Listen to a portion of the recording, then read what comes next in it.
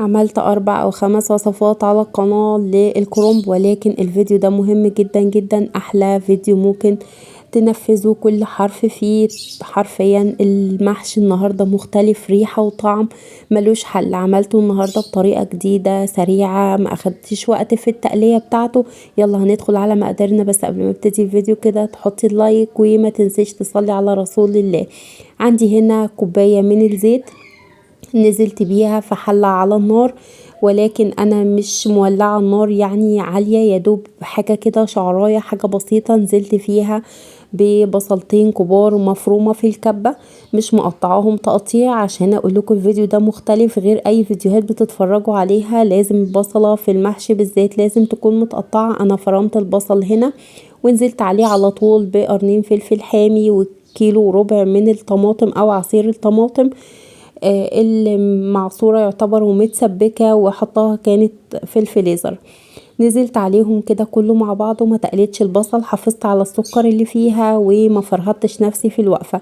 نزلت بقى عليها بالتوابل بتاعتي، كزبرة ومكعبين مرق وملح وفلفل وتوابل وشطة وتوم باودر. كله هتنزلي بيه في وقت واحد، مش هياخد معاكي وقت ولا مجهود. قلبي تقليبة كده وسيبيه بقى تتسبك مع نفسها كده وتتقل. طيب ايه ليه الخطوة دي او ليه الاختلاف فيها؟ حرفيا لو جربتي المحشي بالطريقة دي مش هتعملي غير بيها، طعمها مختلف كل الاختلاف، وكمان فيها تسكيرة كده ملهاش حل. خلاص كده الطماطم بتاعتي اتسبكت وتقلت، وكمان البصلة بتاعتي استوت من تحت، والفلفل كمان نزل العصارة بتاعته. لو حباه حامي، طبعا انا هنا حطاه حار فحطيت قرنين فلفل حار، لو مش حباه حطي عادي رومي، مفيش فيها اي مشكلة. تقلت كده وظبطت معايا، نزلت عليها بكيلو من الرز وقلبت تقليبه والنار عالية، وبعد كده طفيت على طول. ما اخدتش وقت طبعا علشان الرز بتاعي ما يستويش، انا عايزه يدوب بس تطلع ريحته كده في الرز، ريحه التقليه في الرز، وتبقى مكونات اندمجت مع بعض. طفيت على طول وابتديت، طبعا كنت مقطعه الخضره، وطبعا توفيرا للوقت عشان ما طولش عليكم الفيديو، قطعت الخضرة وكمان سلقت الكرنباية وقطعتها كده مع نفسي. وطبعا كلنا عارفين يعني ايه الوقت بتاع تقطيع الكرنب، من قبلها بساعة او بساعة ونص كنت مجهزة الخضرة والكرنب بتاعي. وفور طبعا ما قلبت الخلطة بتاعتي، الرز بالخضرة بالتوابل بكل المكونات اللي اختلطت مع بعضها، فورا على طول نزلتها على الخضرة اللي كنت مقطعاها. حرفيا ادت ريحة حلوة جدا جدا، وخصوصا ان هي سخنة طلعت ريحة الكزبرة، سواء بقى الخضراء او الناشفة، حاجة كده اللهم بارك. في الخطوة دي لو الخليط بتاعك او الصلصة بتاعتك ناقصة زيت ممكن تزوديها، لو حابة كمان تدوقي الخليط بتاعك اللي انتي عملتيه لو ناقص توابل تحطي في الخطوة دي وتقلبي كويس جدا. اهم خطوة ممكن تعدي بيها في المرحلة دي هي مرحلة التوابل عشان كله يختلط ببعضه. طبعا ابتديت احشي كده زي ما انتوا شايفين، واركن على جنب لحد بقى ما اعمل الخطوة الجاية دي، وهي حرفيا ادت طعم جامد جدا للمحشي. مكعبين من الزبدة، طبعا انتي ممكن تستخدمي اي نوع، انا هنا حطيت مكعب زبدة عادي ومعاه مكعب زبدة بلدي.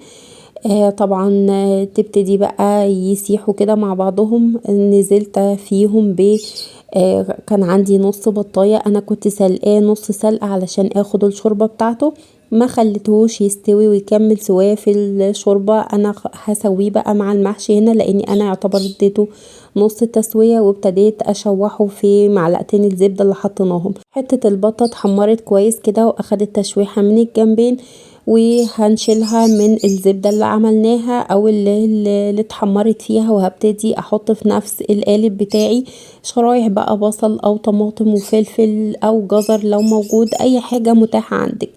رصيت فيها كده البصل وشرايح الطماطم وكمان الفلفل الاخضر، وهبتدي انزل فيها بالفراخ او البط اللي انا حمرته، سواء بقى انتي ممكن تكوني عاملة اي حاجة تاني معاها، او بفتيك او اي حاجة، يعني لحمة الستيك دي او اي لحوم ممكن تحطيها تدي شكل وطعم، وكمان بتدي ريحة مميزة جدا، لان كل اللي فيها حاجة كده طبيعية، يعني زبدة بط بقى بلدي، حاجة كده اللهم بارك بيدي ريحة وطعم ملوش حل.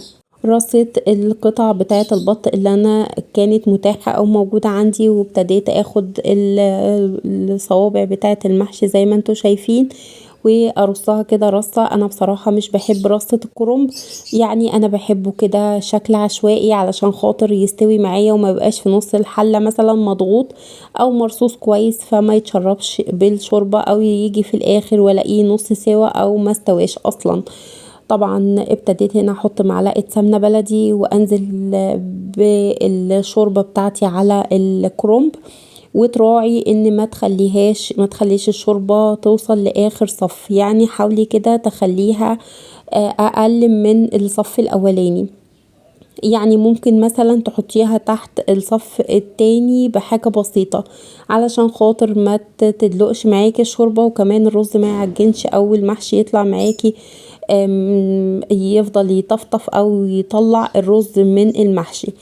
طبعا حطيت التوابل المتاحة، حطيت هنا مكعب مرق وكمان شوية فلفل اسود وحبة من الكزبرة، وابتديت طبعا اولع عليه على نار عالية في الاول. لما يبتدي يتشرب هوطي عليه النار خالص وهسيبه مع نفسه لحد ما وصل للشكل اللي انتي شايفاه ده. حاجة كده تفتح النفس. عايزة اقولك بقى كمان الشكل حاجة والطعم حاجة تانية خالص خالص، مش هتحكموا على الشكل ده غير لما حرفيا تدوقوا.